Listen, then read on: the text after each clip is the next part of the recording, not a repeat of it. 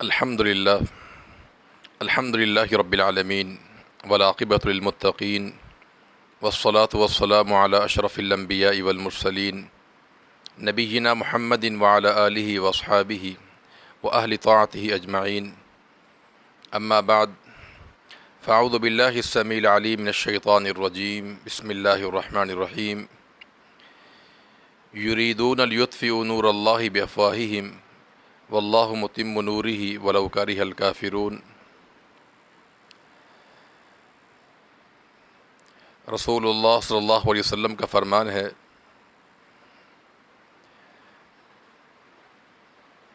فرمایا کہ بعثت معلما، مجھے اللہ تعالی نے معلم بنا کر مبعوث کیا ہے۔ جب نبی کریم صلی اللہ علیہ وسلم نے مکہ کو چھوڑ کر مدینہ منورہ کی طرف ہجرت فرمائی تھی تو مسجد نبوی کے قیام کے بعد آپ نے ایک ادارہ صفہ کے نام سے قائم کیا تھا۔ اسی دینی ادارے صفے کا تسلسل آج بھی بحمد اللہ جاری و ساری ہے کہ بر صغیر پاک و ہند میں یہ دینی ادارے، دینی مدارس اسی صفہ کی یادگار ہے اور اسی کا تسلسل ہے۔ یہ دینی مدارس، یہ دینی ادارے، ان کے دو پہلو بڑے ہی غنیمت ہیں۔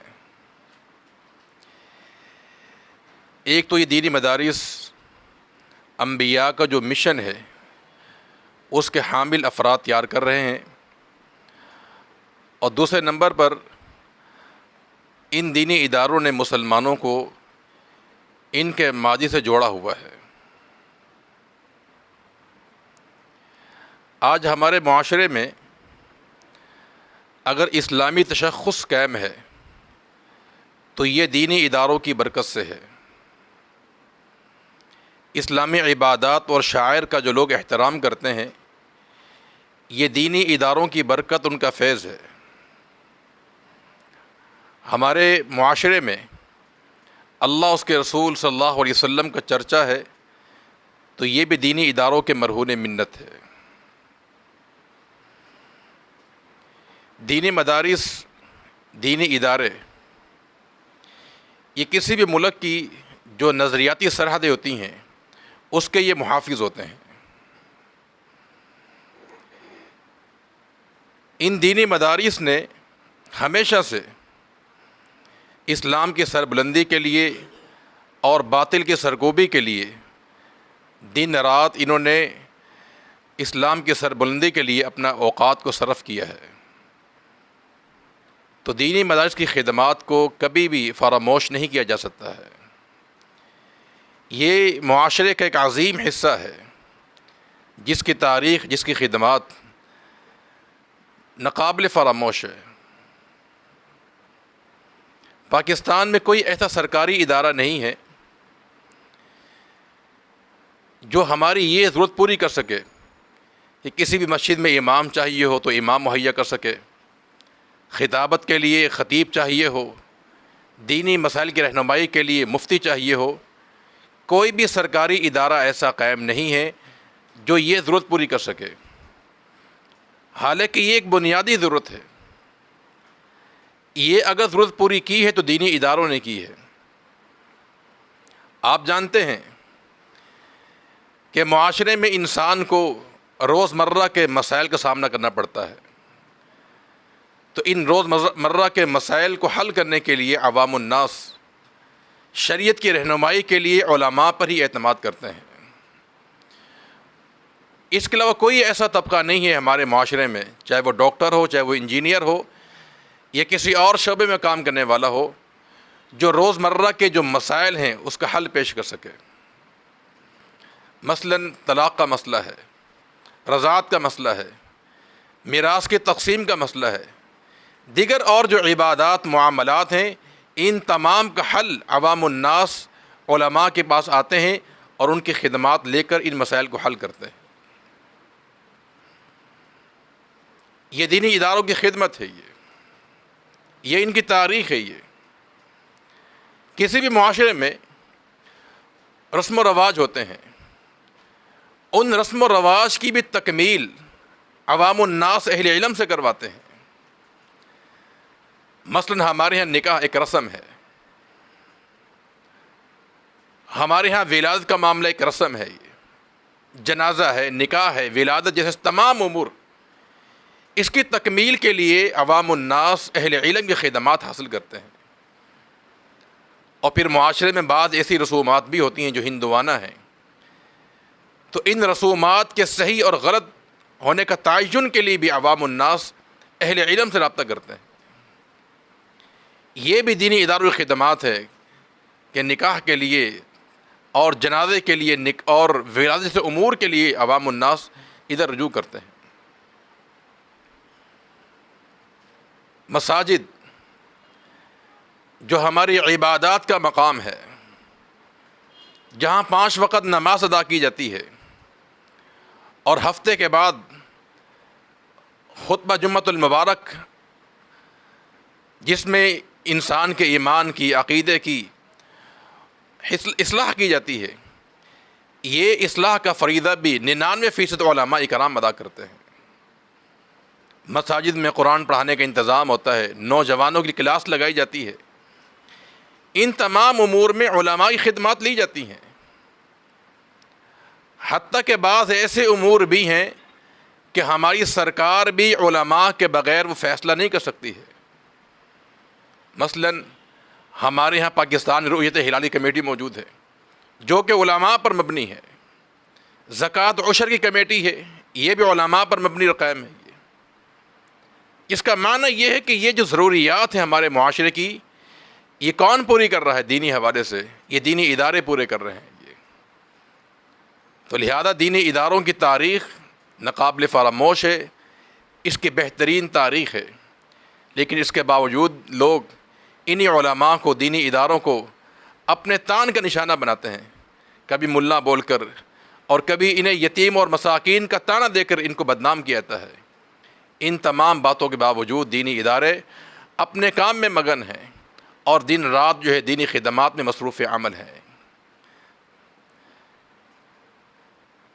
یہ دینی علوم، یہ دینی مدارس جہاں سے لوگ علم کو حاصل کرتے ہیں، یہ دینی ادارے اسلام کی شمع ہیں۔ یہ جیسے ہی روشن ہوتی ہیں تو کفر اور شرک کے اندھیرے ختم ہو جاتے ہیں۔ تو یہ دینی مدارس اپنی تمام تر محرومیوں کے باوجود دین اسلام کی سربلندی کے لیے مصروف عمل ہیں۔ اگر یہ دینی مدارس ختم ہو گئے تو یاد رکھیے اسلام ختم ہو جائے گا۔ اسلام کی بقا کا راز دینی اداروں کے قیام میں ہے، ورنہ یہی حال ہوگا جو حال اندلس کا ہوا تھا، کہ جہاں پر دینی مدارس کو، مساجد کو استبل بنا دیا گیا، ان کو بنجر کر دیا گیا، اسلام کا خاتمہ ہو گیا۔ اس لیے ہم تمام احباب سے یہ درخواست کریں گے کہ آپ اللہ تعالیٰ کی رضا کے لیے ان دینی اداروں کا دستِ بازو بنیں، ان کی جو بھی ضروریات ہیں اس کی تکمیل کی جائے، اور ہمیشہ سے وقت کے جو بھی احباب ثروت تھے، مالدار لوگ تھے، رئیس و تاجر تھے، انہوں نے ہمیشہ سے دینی اداروں کی خدمات کی ہیں۔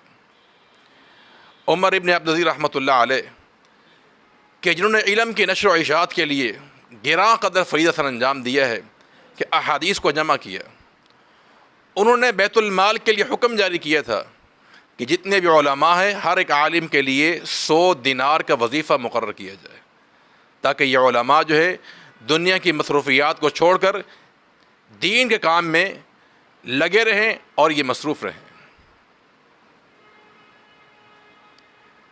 ہندوستان کے بہت سے بادشاہوں نے ان دینی اداروں اور ان کے علماء کی بڑی خدمات کی ہیں۔ وہ سمجھتے تھے کہ اگر دینی ادارے قائم ہیں تو اسلام قائم ہے۔ جہانگیر بادشاہ کا آپ نے سنا ہوگا، اس نے قانون پاس کیا تھا کہ ہندوستان کا کوئی بھی تاجر، خواہ وہ ہندوستان میں مرے یا ہندوستان سے باہر کہیں بھی اس کا انتقال ہو جائے، اگر اس کا کوئی جانشین نہ ہو، کوئی وارث نہ ہو، اس کی پوری جائیداد کو، املاک کو دینی اداروں پر صرف کیا جائے گا۔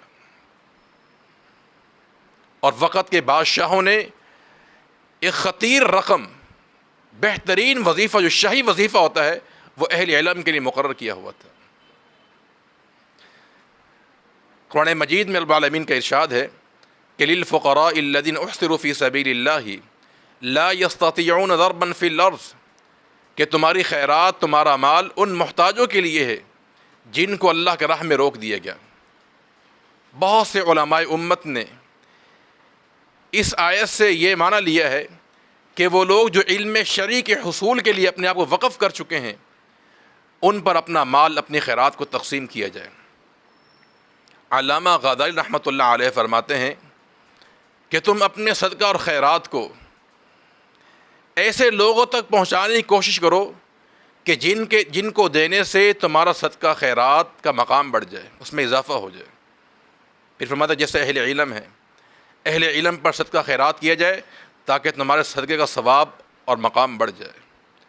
چونکہ علم اگر انسان اچھی نیت سے حاصل کرتا ہے تو عبادات میں سب سے بلند مرتبہ علم کا ہے۔ عبداللہ ابن مبارک رحمۃ اللہ علیہ اپنی خیرات، اپنا مال اہل علم کو دیتے تھے۔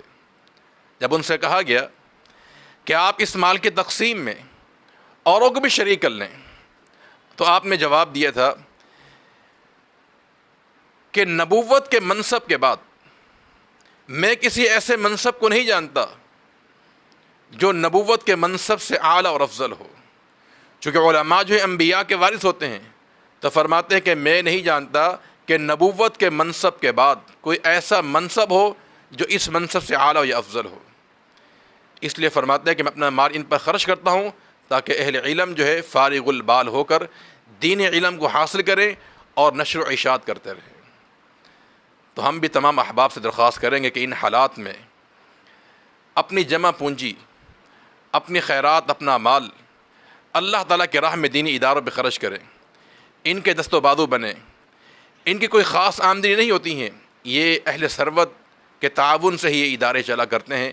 تو لہذا یہ دینی ادارے ہمارے روحانی، علمی یہ مراکز ہیں، ان کی دیکھ بھال کریں، ان کی نگرانی کریں، ان کے دست و بازو بنیں۔ اللہ تعالیٰ ہم سب کا حامی ناصر ہو۔